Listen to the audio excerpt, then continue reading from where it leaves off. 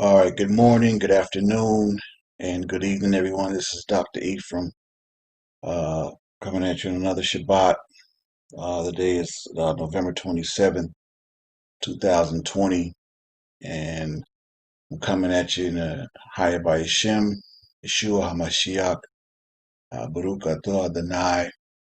Uh, I hope you all are well on this Shabbat and everyone's blessed and your families are well. The Most High is continuing to, keep you all covered in these trying times. Um, Now, today's lesson on the Shabbat is actually very interesting and intriguing debate that's been going on for quite a while. A lot of the Egyptologist cats, they want to, stand fast to their, Egyptologist beliefs and whatnot. And one of the biggest debates we've had for quite a while now is rather Imhotep and our beloved brother, my fourth grandfather Joseph.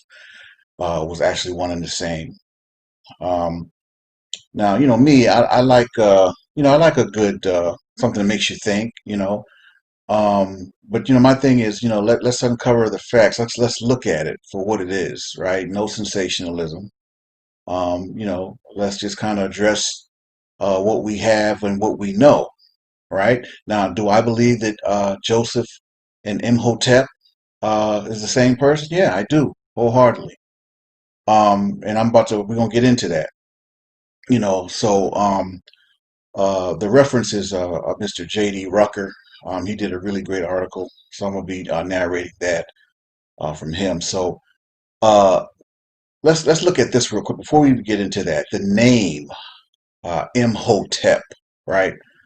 As we said, it says an ancient Egyptian name meaning the voice or mouth of I am or M.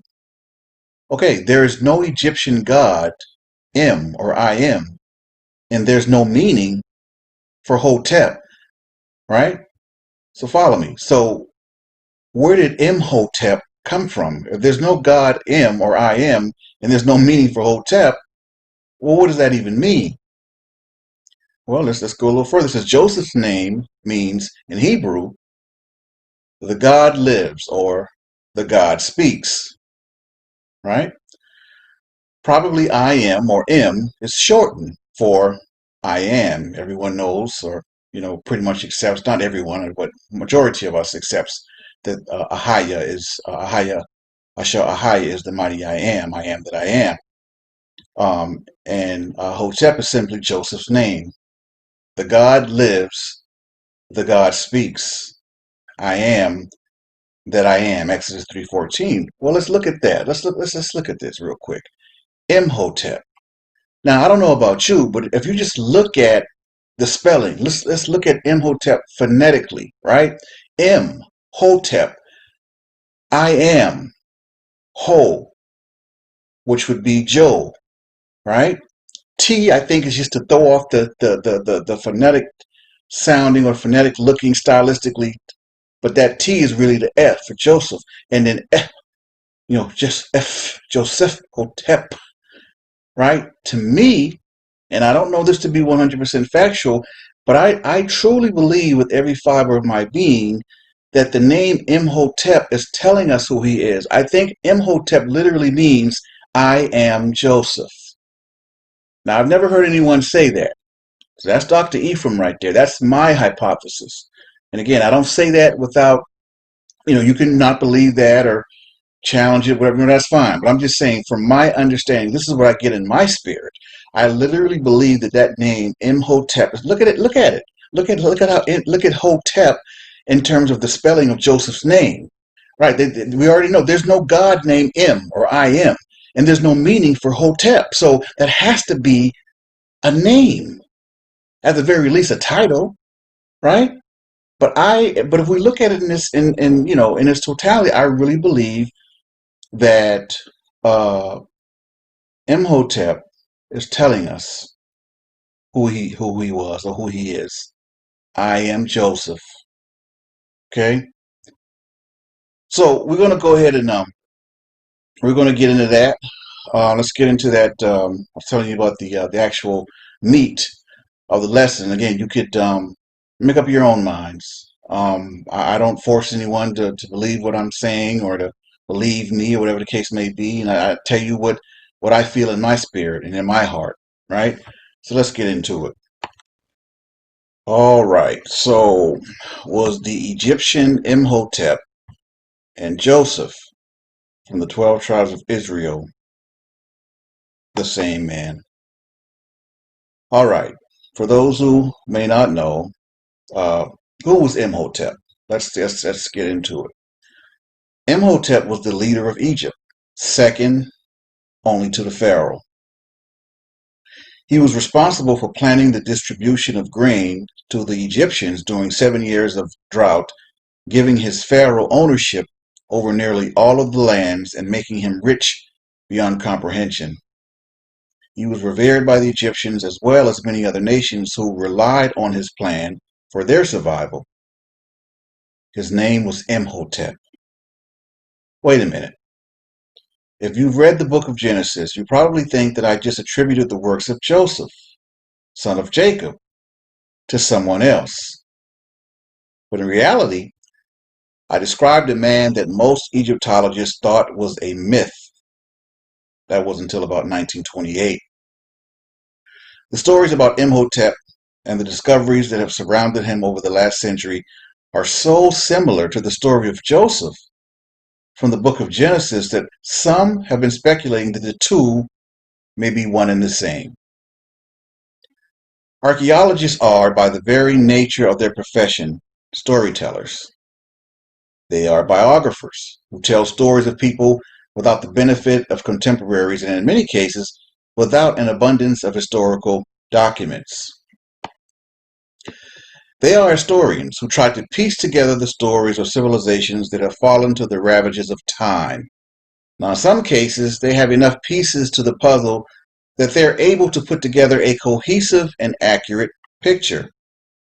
But in other cases, including the rise of ancient Egypt, they must apply speculations that lead to theories, all right, that fuel more speculations in many cases in order to come up with the stories that quote unquote make sense. Okay? The problem with many archaeologists is that they often tell these stories the same way. In other words, it's often hard to tell the difference between the well-documented histories such as the American Revolution from the more speculative stories like ancient Egypt. They tend to speak with as much authority about each, which poses a problem in accuracy. Now, in this study, we will not be making absolute claims. All right? Because one thing about hypothesis is that it's that you put on your case to prove your theory. This is why you believe what you believe. They teach this all throughout grad school, whatever the case may be. All right? There's currently not enough evidence to say that ImHotep was likely Joseph. But again, like I said, it goes to a personal belief. And I personally believe, Dr. Ephraim, that he was. And he goes on to say, there's also not enough evidence to say that ImHotep was likely not Joseph. Okay, so now we're playing semantics. Okay, kind of like a person who doesn't believe in who. Well, how does it go? An agnostic doesn't believe there's enough proof that there is a God or there's not a God or something to that effect, which is a bunch of hogwash to me. You know, you either believe or you don't believe. All this double speak, I'm not with that. All right, but he goes on to say, we've looked at the information available, sifted through the definitive claims to see what was truly speculation and concluded this.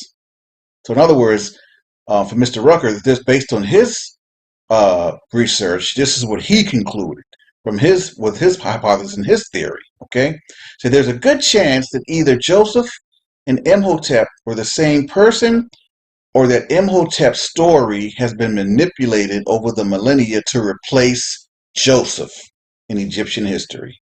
It says if the latter is true, that's not to say that ImHotep did not exist, but it is to say that a man named ImHotep, who accomplished many things, including the building of the step pyramid, was also given attribution for the accomplishments of Joseph. Every other theory we've heard has fallen short. They were the same man, or Joseph was washed out of the Egyptian record. As with other mysteries such as the Shroud of Turin and the Blood Moon Tetrad, the story of Joseph and ImHotep is something that should be investigated, knowing that we will not know the truth through our own will, but through the will of the Most High. Only He can reveal this knowledge, and He may or may not do so at the appointed time. Why then would we investigate the matter? For this answer, we turn to the wisdom of Solomon. Proverbs 25:2 says, "It is the glory of God to conceal a thing, but the honor of kings is to search out a matter." Joseph and ImHotep were, at the very least, extremely interesting historical figures. We know that Joseph was more than that. Was ImHotep? Well, let's look at each of them. The best way to learn about Joseph is obviously to read the book of Genesis. His story accounts for around 1/4 of the long book for a reason. While Abraham, Isaac, and Jacob are recognized as the men that God built his nation around, and Moses and Joshua, or Yehoshua, are the men who delivered Israel out of Egypt and into the promised land, it was the life of Joseph that bridged the two groups together. And here is a brief synopsis of his story. Joseph was the son of Jacob. We know that. All right. Matter of fact, the two tribes that came out of Joseph was Ephraim and Manasseh. All right. He had two dreams that told of his brothers as well as his parents revering him in the future. This, combined with the favoritism he received from his father, made his 11 brothers jealous. So they plotted his demise. After throwing him into a pit, they contemplated killing him, but decided to sell him into slavery instead. Thanks, bros. Appreciate you. As a favored slave to Potiphar, Pharaoh's captain of the guard, Joseph was accused by Potiphar's wife and jailed. In jail, he deciphered the dreams of the chief of the butlers and chief of the bakers, telling the former to speak of him to Pharaoh when the dream turned to reality, but the chief of the butlers did not. 2 years later, Pharaoh had a dream that he could not understand. The chief of the butlers remembered Joseph's ability to interpret dreams and told Pharaoh. Joseph was giving the interpretation of Pharaoh's dream by God, telling of 7 years of plenty followed by 7 years of famine. Joseph advised the Pharaoh that he should set a man to rule over Egypt during the 7 years of plenty to collect and store 1/5 of the yield. Then that would carry Egypt through the 7 years of famine to follow. Pharaoh chose Joseph for the task. Genesis 41 and 39 tells us, 49 and 39 through 40 tells us, "And Pharaoh said unto Joseph, For as much as God hath showed you these things, there is none so discreet and wise as thou art. Thou shalt be over my house, and according unto thy word shall all my people be ruled. Only in the throne will I be greater than thou." 10 of Joseph's brothers were sent to him by his father to buy grain. This is a detailed and wonderful story that you should definitely read. In short, Joseph tricked his brothers because they did not recognize him. He was a boy when they dropped him in the pit, but now he was 30 years old. We won't go into detail, but it ends with the tribe of Israel being welcomed by Pharaoh into Egypt to live in the land of Goshen, where, as God had promised Jacob before he left Canaan, the tribe grew to become great. This leads into the Moses and Exodus, but that's another story. Let's continue with Joseph and his influence over Egypt, and there's no denying this. Joseph fulfilled his duties, and he helped the people of Egypt as well as neighboring lands to survive during the 7-year famine, thanks to the vast stores of grain that he had accumulated during the 7 years of plenty. This also allowed Pharaoh to take ownership over all of the people, their money, their cattle, and their land, save that which was set aside for the priests. Thanks to Joseph and his God, the Most High, Ahia, Pharaoh owned pretty much everything and everyone in the whole land of Egypt. From here, the story describes Jacob's death and continues through until Joseph himself dies, leaving the people of Israel secure in Egypt and able to multiply greatly. This was where God would turn his small tribe of chosen people into a multitude that he would lead into the promised land. So little was known of Imhotep, other than the tales of greatness. These tales were so great that he was considered to be a myth until an inscription on the base of a broken statue of Pharaoh Dozier was discovered in 1926 during an excavation of the step pyramid in Saqqara, which Imhotep had allegedly designed. It was the first reference to Imhotep on an artifact that dated back to the time of Dozier. The second verification was found on an enclosure wall surrounding Pharaoh's Saqqamuket's unfinished pyramid. An inscription mentioning Imhotep brings speculation that he outlived Dozier by a few years and continued into the short reign of the next pharaoh. There are many other references to Imhotep that are dated at later times. All right. But according to some references online, he held many titles: Chancellor of the King of Egypt, Doctor, First in Line for the King of Upper Egypt, Administrator of the Great Palace, Hereditary Nobleman, High Priest of Heliopolis, Builder, Chief Carpenter, Chief Sculptor, and Maker of Vases in Chief. Imhotep was believed to be the first true architect, overseeing the building of the first pyramid and having an understanding of the use of columns for supports, hewn stone, and massive building techniques. The step pyramid was the largest structure ever built at the time. He was also supposed to be the real father of modern medicine, according to some scholars, having used techniques for analysis and classification that are still used to this day. He lived over 2,000 years before Hippocrates. Unfortunately, nearly all of this is speculation and inference. The only things we know about Imhotep is that he was vizier to Dozier and was given many titles over the centuries. He was even deified. So again, there's no Egyptian god named I am. Get it? I am, Ahia. All right, follow me. But he was deified, something that almost never happened in Egyptian culture for people who were not royalty. Everything else has been pieced together.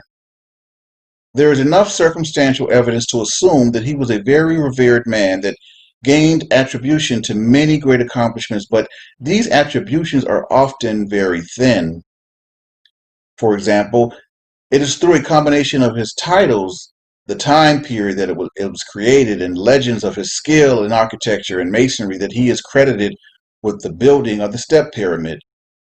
But there is nothing even close to hard evidence of this. No documents give this attribution. It is an example of what we described above, where Egyptologists and ancient historians built a story that is stated as fact by many, but that has very little to demonstrate its validity. And that's key. From a medical perspective, we have stronger evidence. The Edwin Smith Papyrus has been dated to approximately 1700 BC, a little less than 1,000 years separated from the time of Imhotep, and details uncanny scientific findings that did not take magical cures into account.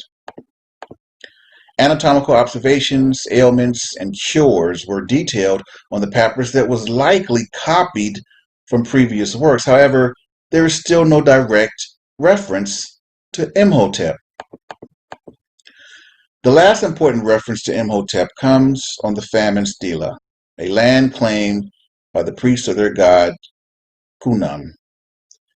Inscribed on a granite cliff around 300 BC. It tells the story of a 7-year drought and how Imhotep consulted the gods to receive a promise of a solution. And I find this interesting because a lot of Egyptologists try to claim that Yeshua or Jesus is a story ripped off from Horus, when it sounds to me like they're the ones doing the ripping off. It's the other way around. Well, let us continue. This is clearly a butchering of the story of Joseph. Yeah, it is, and the famine. Clearly. It was changed to reflect a retelling of a story that had made its way through Egyptian history for over a millennia, if not two. They discussed Doja's concerns and how he turned to Imhotep to find a solution because his people were starving and becoming unruly because of their suffering. Here is a segment of the interpretation. The shrine I dwell in has 2 lips. When I open up the well, I know happy hugs the field, a hug that fills each nose with life. For when hugged, the field is reborn. I shall make happy gush for you. No year of lack and want anywhere. Plants will grow, weighted down by their fruit, with retuitant ordering. All things are supplied in millions. I shall let your people fill up. While we do not subscribe to the notion that Imhotep accomplished everything that is attributed to him, we have no evidence to deny it either. He may or may not have built the step pyramid. He may or may not have talked to God about the 7-year famine. If he did not, then he was simply the royal vizier to Pharaoh Dozier, who achieved enough reverence from his people that prompted them to attribute so many great things to him over the course of the millennia. If he did some or all of these things, particularly receiving guidance from God about the famine, then he was likely Joseph. Let's keep it all real, people. Okay? Let's keep it all real. Now that we have an understanding about the facts surrounding Imhotep and Joseph, let's look at the similarities. And here we go. Imhotep was called the high priest of Heliopolis. Pharaoh gave the daughter of the priest/prince of Heliopolis to Joseph to marry. She bore him 2 sons. Upon his father-in-law's death, he would have possibly been given the title of priest/prince of Heliopolis. Imhotep means the voice of I am. And again, there is no reference to an Egyptian god named I am. Zapinath Paneah, the name given to Joseph by Pharaoh, means the God lives/the God speaks. In Exodus, God told Moses to tell the Israelites that he was Ahaya, I am. I'm not going to speculate that I am and I am are referring to the same name of God, but it is an interesting parallel. Now, Mr. Rucker says he wouldn't speculate, but I clearly believe that I am, or the M in Hotep is I am.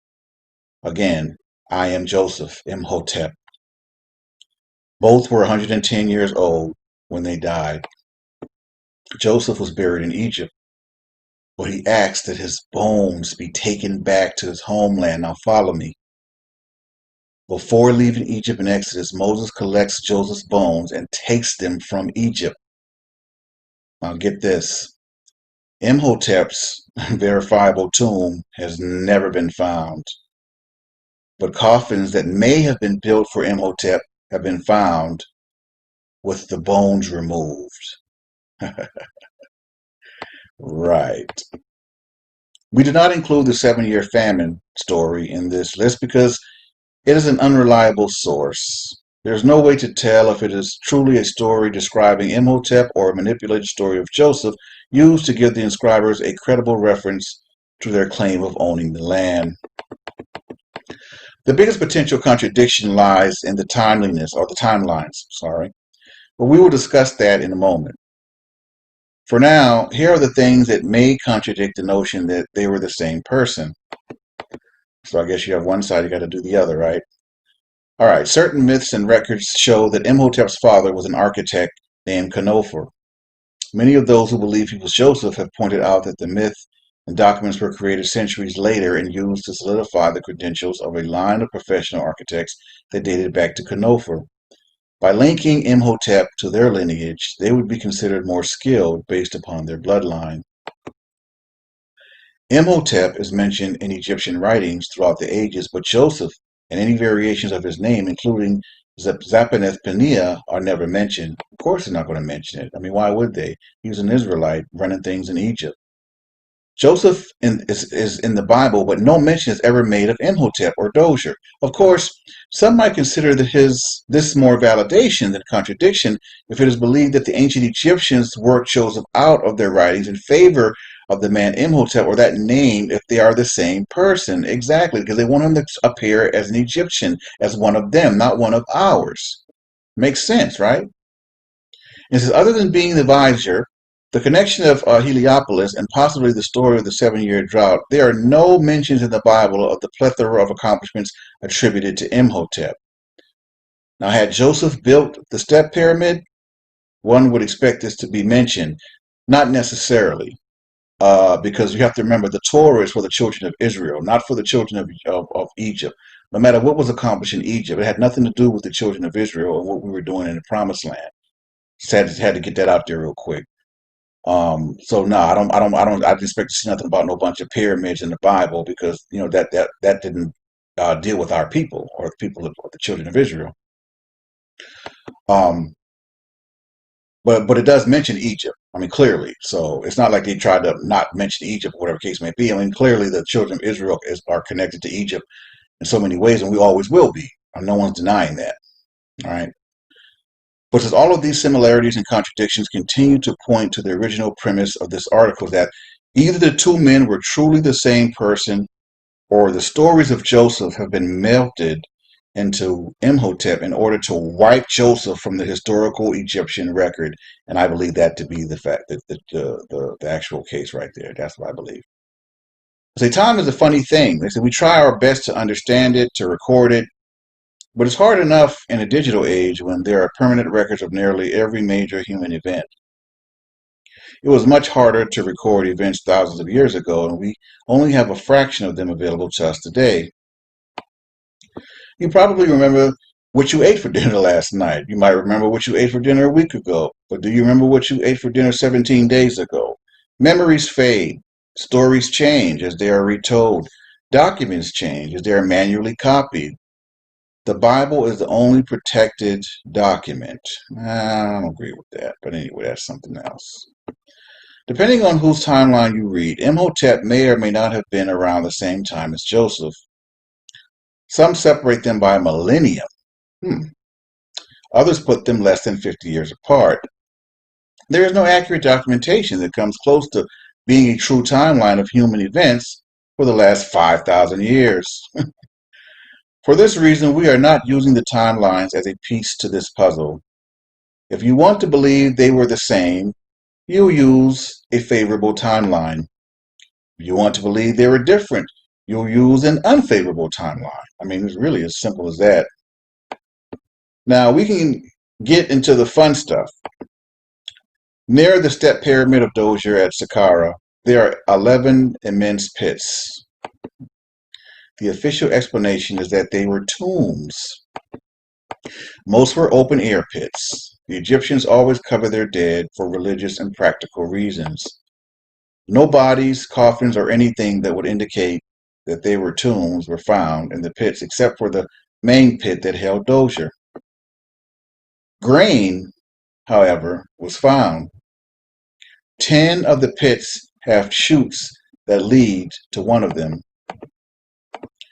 Ron Wyatt, the others drew the conclusion that these pits were granaries. If Dozier died during or after the famine, then it would make sense to convert the main pit to become his tomb, as they would no longer be needed for storing so much grain. There are tunnels and chutes beneath the pyramid that lead to and from the tomb of Dozier. Officially, these were intended to confuse grave robbers. There is nothing definitive to debunk either the granary facility theory or the trick the bad guys theory. There was a wonderfully ornate outer wall surrounding the step pyramid and the alleged grain storage facilities. This wall stood 10.5 feet in height and one working entrance. There are false doors surrounding it as well. These doors were assumed to be used as entrances and exits for the dead. If we apply a biblical worldview to this discussion and start examining the circumstances from the perspective that the facilities surrounding the step pyramid were designed to distribute food to the masses during the 7 years of famine, an interesting story emerges.